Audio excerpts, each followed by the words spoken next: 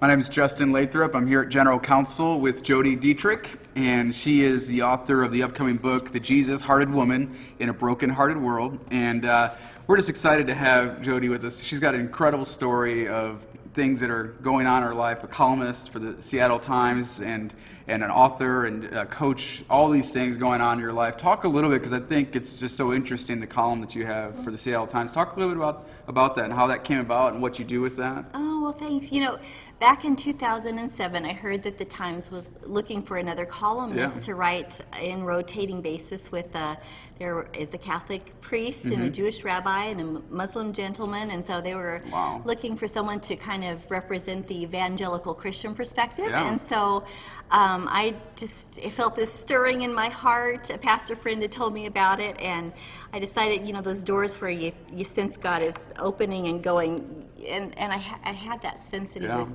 opening that door for me. So I walked through it, and they asked me to write that column. So since 2007, I've been writing to a pretty unchurched part of the. So what are your typical? I mean, column. What is it about? Is it aimed at the religious group, or I mean, obviously, if there's a Muslim and there's a broad group of people, right?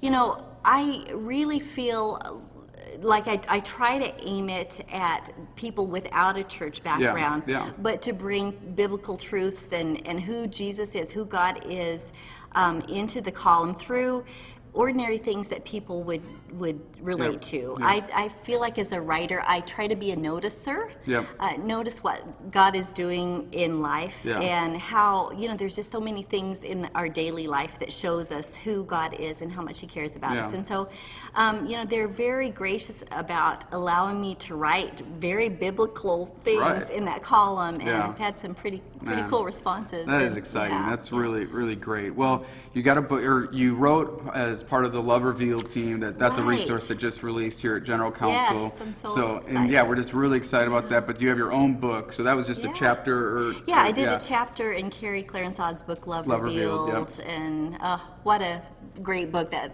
It's, you know, going to be such a great resource for women. So now you finished this book, The Jesus-Hearted Woman in a Broken-Hearted World. Talk to us about that book and what brought you to write it and what it is.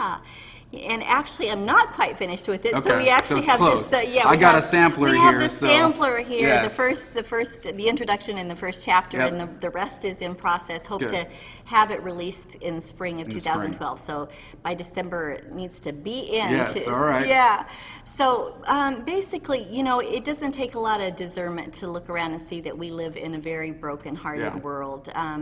People are just struggling with so many things, and when hearts get broken, darkness really seeps into those broken places, and so I think that the world is waiting not just for better leaders, but for better leaders with a different heart, with hearts that are like Jesus. And so I meet women all the time. I also serve as chairperson for the Network for Women in Ministry, and so I meet women all the time who have this passion to make their lives count for Jesus. I mean, they literally live and breathe to make a difference in people's lives, and so I've just given a lot of thought. What does it mean to be a Jesus-hearted woman in a broken-hearted world? To show up and shine with our best, so that others can know who He is. And so it really is about women, for women in leadership and ministry. But at any stage, those who are just getting their feet wet, but those who really just want their lives to count. And one of the things that I've seen happen is that the things that fuel us, if we're not careful, we can burn out, and we can let our lights kind of die out, you know, in the middle of the process. So I've been looking at 12 energy sources for women who want to have this shining leadership that will last through the long Because haul. do you see, I mean, are you writing this because you see so many women who get very excited about, I mean, they see the broken hearts. Their emotion is tugged by that, and so they pour their life into that, but then it just runs out because there's just so, I mean, it's everywhere, and it's overwhelming. And so you're saying these 12 sources of energy. You know, talk about one or two, and what kind of things are you talking about there?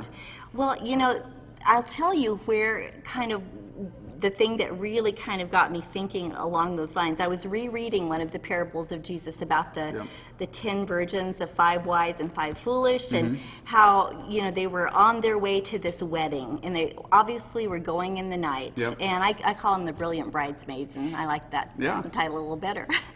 And so, you know, the 5 foolish ones ran out of oil in the middle of the process, and they asked to borrow from the wise bridesmaids. And you'd think that since Jesus is telling this parable, since he's so famous for, you know, saying it's better to give than to receive, and such a giver, that he would say, and so they turned and they gave to the other ones. But that's not how the story went. The wise ones said, no, we have to preserve what we have. You have to go get your own fuel. So while we can shine our light freely, we need to guard our fuel fiercely. And we need to know what are those things that will cause us to be able to keep shining on that process of taking others to that grand wedding that's to come. And so that is a really great illustration, and I'm excited for this book to come out, and there's so many women that will be blessed by it. And Jodi, thank you for your time today, and we're really excited for the book to come out. We'll be looking for it in early spring with Jodi Detrick. Thanks so much for watching, and have a great day. Thanks. Thanks, Jodi. Thanks.